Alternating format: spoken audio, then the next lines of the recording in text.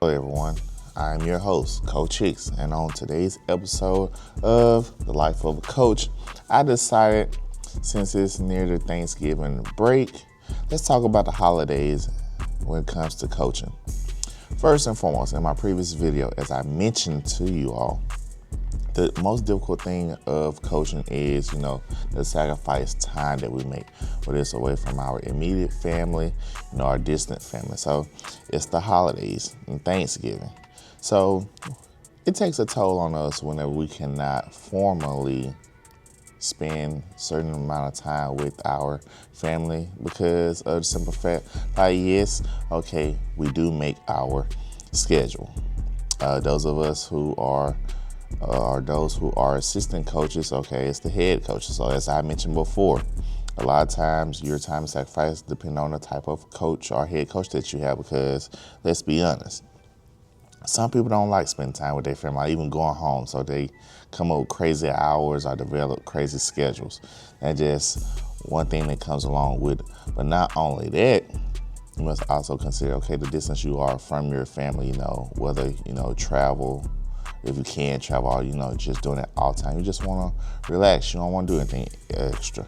But when it comes to the message to the parents and the players, so I have always told my parents and players in the past, especially those who are in high school, hey, middle school, all right, you had off. Now, this is the grind. Like, you can't have a vacation all the time. And every coach goes would have this problem, because of the simple fact, you're thinking, I want to build my program, especially during basketball season or even football season. Playoffs are started and are played during this time. With basketball, you have holiday tournaments. These are, non-district games that can help build your program. Like, you want to play against, opponents you wouldn't play against normally, harder opponents, so that way once it makes time for your playoff run, your team is prepared mentally and physically and skill-wise. But parents and players don't always see that. So you run to things such as, so being at a tournament or having practice during that time, because of course, it's Thanksgiving, kids are eating a whole lot of stuff. They're not exercising. So you want to keep them in shape, because as soon as you come back, you have games. In some cases, December, depending on how big and how large your district is, that starts district play. So you don't want to jeopardize, your run at the playoffs. But family and kids are always like, just let them be a kid, this and that. Okay, coaches are making sacrifices. What sacrifices are you making? What sacrifices is your player making?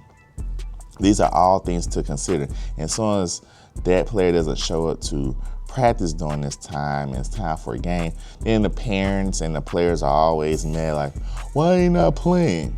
You didn't show up. You didn't sacrifice how your teammates did.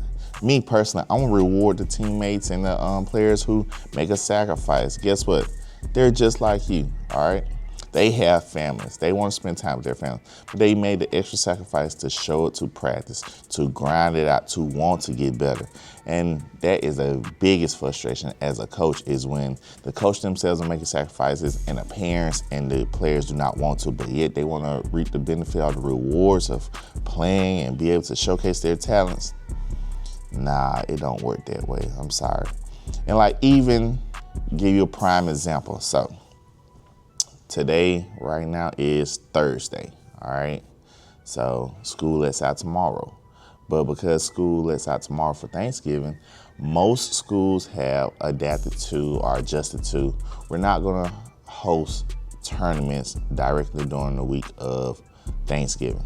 Now, bigger programs, they still are. So I give you two prime examples. So the girls program that I work with from time to time, they're having a tournament that starts today, tomorrow, and Saturday.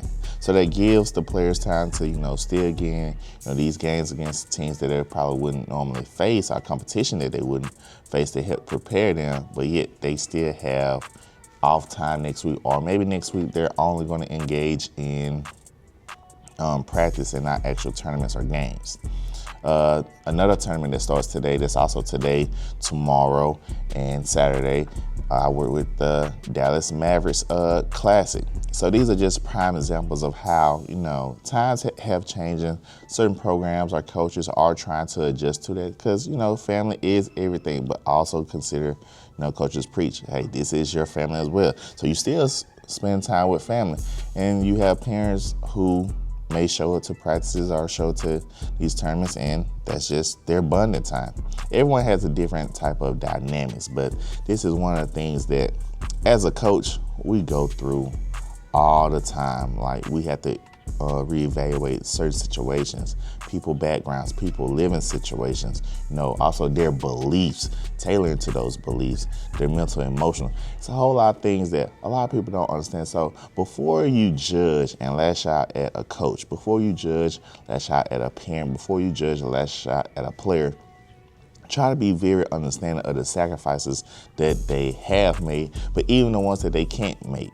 And as a coach, especially, these are all things to consider. Like, one parent may be like, okay, my child or player needs to practice during this time. Like, why aren't you all practicing this and that? And me as a coach, I'm not gonna make a sacrifice or develop a schedule where I know for a fact. That's why we form relationships with our parents and our players. When I know for a fact, if I call practice on this day, I only have like 3 or 2 to show up. Like, for what? What work can we get done when, depending on the sport, if it's basketball, you need 5 on the court. That 3 or 2 is not going to help. Definitely if it's football, you need 11 to be on the field. So, these are all things to consider. I just want to take a moment for today just